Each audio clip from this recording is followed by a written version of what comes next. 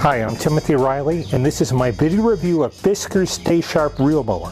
Before we get into details about the mower, well, here are all the components, plus my dog.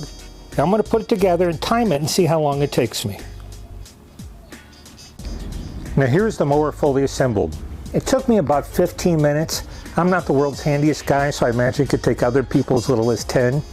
I give the instruction book an A.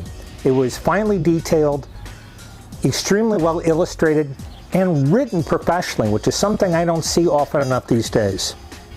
I give the assembly a B, and the reason is that even though it was pretty easy, they didn't include the two tools necessary.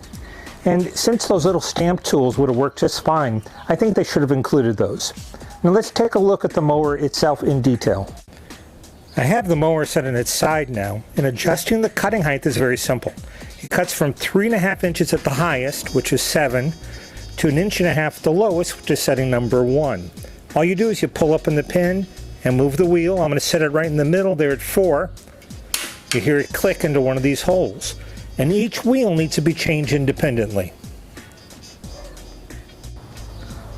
While the mower is still on its side, you'll see that the blade of the reel does not make contact with this bar, unlike other designs, which will keep the blade sharper for a much longer period of time. Now in comparison, here's the Scott's 20-inch classic reel mower, and the blade actually makes contact with this bar all along here, which is why it makes a squeaking noise. It's harder to push, and you have to sharpen the blade at least once a year. Now when comparing the two mowers side by side, you'll see even though they both have 5 blades, the Fiskar's reel is much larger and easier to spin.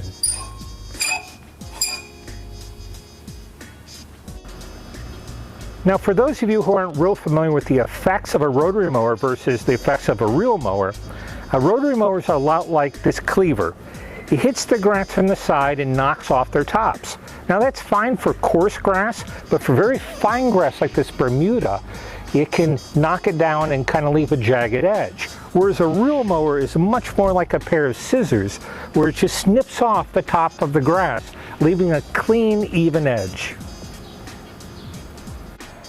So this is definitely quieter than the Scott's and easier to use, easier to push. I think I'm going to replace my Scott's with this mower. I'm very happy with it. Now if I had to choose, I'd probably choose Fiskar's higher end model. I think they call it the Max, because it cuts more to the edge of the wheels and has a little wider cut.